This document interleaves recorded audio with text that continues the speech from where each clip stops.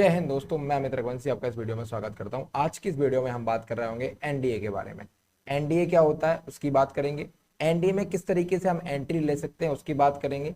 कौन कौन इसके अंदर एंट्री ले सकता है, किस बैकग्राउंड का बच्चा, किस सब्जेक्ट का बच्चा इसके अंदर ज़्यादा अच्छा कर पाता है, वो सारी चीज़ें हम इसमें देख रहे होंगे। बहुत सारे बच्चों ने इसको लेके मुझे बताया था कि सर हमें इसके बारे में बताइए, और ऑफलाइन के जो बच्चे हैं वो भी मेरे से बहुत ज़्यादा रिक्वेस्ट कर रहे थे कि एनडीए क्या होता है, एनडीए में हम कैसे जा सकते हैं, सारी चीज़ें। तो मैंने सोचा कि इसके लिए हम एक प्रॉपर वीडियो बनाते हैं। आज की वीडियो में हम सिर्फ एनडीए की नॉर्मल जानकारी के बारे में बात करेंगे कि हम किस में कैसे जा सकते हैं, कैसे क्या कर सकते हैं। बाकी अगला वीडियो हम जिसका लेके आएंगे वो इसका सिलेबस का रहने वाला है कि इसमें से कौन कौन सा सिलेबस आता है, किस तरीके से आप इसके अंदर एंट्री मार सकते हैं। देखो, एनडीए होता है नेशनल डिफेंस एकेडमी, और इसका जो हेडक्वार्टर है वो खड़गवासला पुणे के अंदर है। ये क्या करता है, ये आपको आर्मी की तीनों विंग्स में जाने का ऑफर करता है।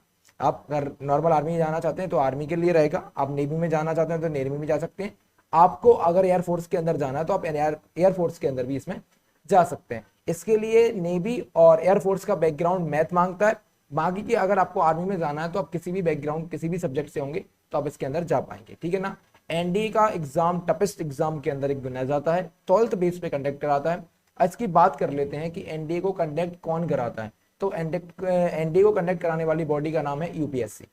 जो आपने सुना होगा यूपीएससी के बारे में, जो कि आईएएस का जो एग्जाम होता है वो भी कौन करवाता है, यूपीएससी करवाता है। यानी कि 12th के जस्ट बाद आपको यूपीएससी का टेस्ट देखने को मिलने वाला है। तो बहुत मस्त एग्जाम आता है, और इसके अंदर हम सारी बात करेंगे कि कौन कौन से सब्जेक्ट आते हैं। पर अभी आपको देखना पड़ेगा कि ये क्या करवाता है। इसको करवाने वाली बॉडी है यूपीएससी, ठीक है ना। कौन है, UPSC, union public service commission. UPSC करवाती है, जो सीडीएस का एग्जाम भी करवाती है और आईएएस का एग्जाम, जिसको आप कलेक्टर भी बोलते हैं, उसका एग्जाम भी करवाती है। तो बहुत बड़ी कंडक्ट बॉडी है, और इसका जो है प्रावधान संविधान के अंदर भी दिया गया है। तो बहुत अच्छी तरीके से पेपर होता है, बहुत लेवल का पेपर आता है। ऐसा वैसा नहीं है कि हल्का सा पेपर आता हो, ठीक है ना। तो इससे कंडक्टिंग बॉडी की बात करते हैं, इसमें क्या क्या लेवल आता है, लेवल की बात करते हैं। तो आपका जो है सिलेक्शन प्रोसीजर की बात करें तो सिलेक्शन प्रोसीजर के अंदर आपको 3 स्टेज पार करनी पड़ती हैं। पहला आपको जो है रिटन एग्जाम देना पड़ता है।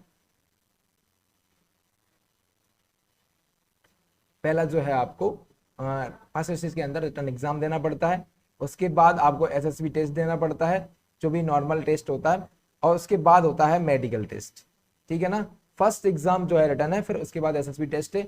3 स्टेज में जो है आपका एग्जाम कंडक्ट होता है। अगर मैं बात करूं एनडीए की, तो एनडीए की वैकेंसी जो है साल में 2 बार आती है। पहला एनडीए फर्स्ट आता है, फिर एनडीए सेकंड आता है। दोनों का प्रोसीजर यही सेम रहता है। 3 स्टेज में आपको पेपर कराना पड़ता है। फर्स्ट पेपर की बात करेंगे तो फर्स्ट पेपर में आपको देखना यहाँ देखने को मिलेगा। बात करें रिटन एग्जाम, रिटन एग्जाम में आपके पास 2 पेपर होते हैं। यही मेन प्रोसीजर है, क्योंकि अगर आपने इसको कर लिया तो बाकी की चीजें तो आपके हाथ में नहीं है, क्योंकि वो मेडिकल प्रोसीजर वगैरह और एसएसबी है वो आप थोड़ी सी तैयारी से कर पाएंगे। बस मेन है रिटन एग्जाम। रिटन एग्जाम जिसने निकाल दिया उसका लगभग एनडीए में जाना तय हो जाता है। पहले बात करते हैं एनडीए के अंदर सबसे पहला सब्जेक्ट अगर कोई पूछा जाता है वो है मैथ।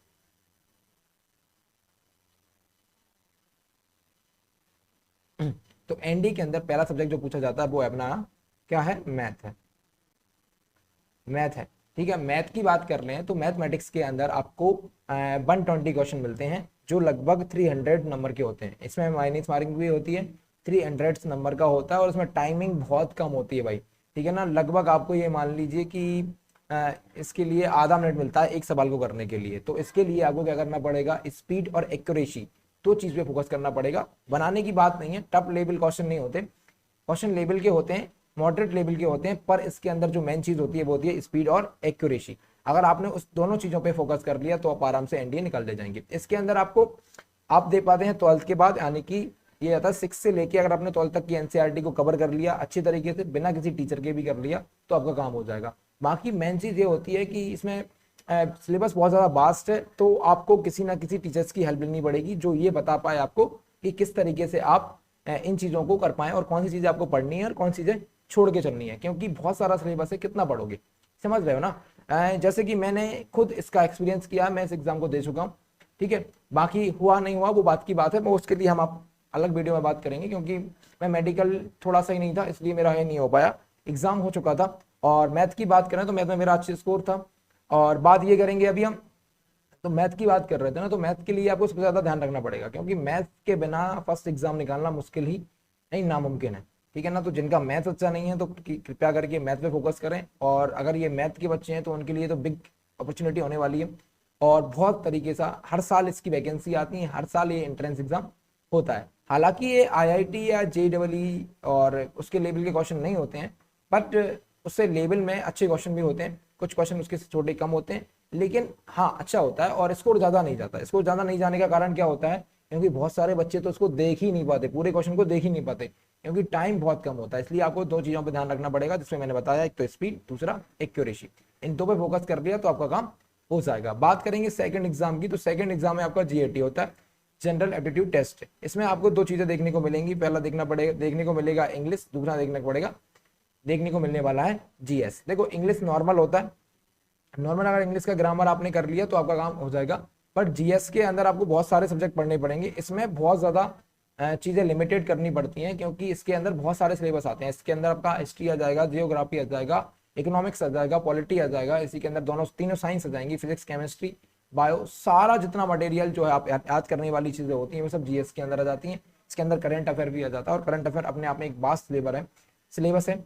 तो आप जीएस में भी आपको थोड़ा सा किसी न किसी की हेल्प लेके काम करना पड़ेगा, तो इसके लिए सारी चीजें आपको ध्यान रखनी पड़ेंगी। ये था आपका नॉर्मल सिलेक्शन प्रोसीजर। इसके बाद आपका मेडिकल टेस्ट हो जाता है, और मेडिकल टेस्ट में आप आराम से क्वालिफाई कर पाते हैं अगर ऊपर वाले की दया रही, क्योंकि उसमें अगर आपके शरीर में कोई प्रॉब्लम या परेशानी स्टार्टिंग से आई है तो आप इसमें नहीं जा सकते।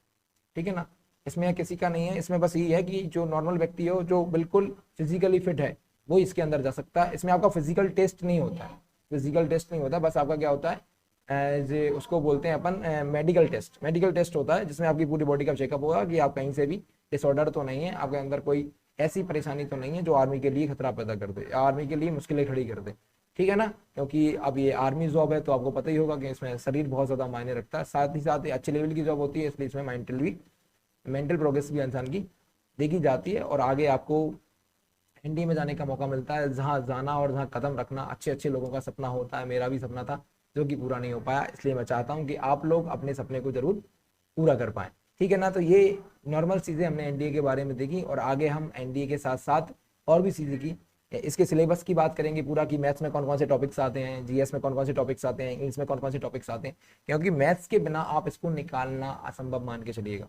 ठीक है ना, तो अगर आपको ये वीडियो अच्छा लगा है तो इस वीडियो को शेयर कीजिए अपने दोस्तों के साथ, और अगर आपको बाकी में इसकी तैयारी करनी है तो इसका बहुत जल्द हम ऑफलाइन बैच चालू करने वाले हैं मैथ्स को लेके, और हम जीएस की भी कोशिश कर रहे हैं, उसके लिए टीचर्स देख रहे हैं।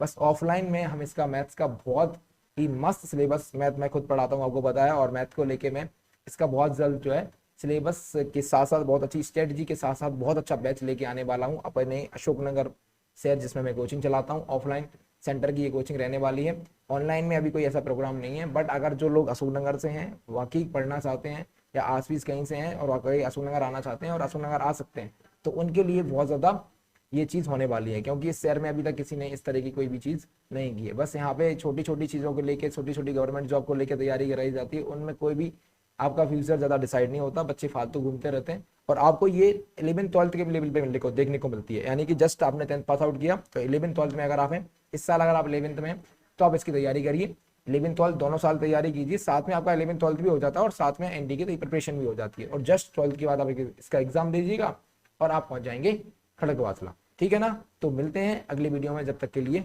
जय हिंद।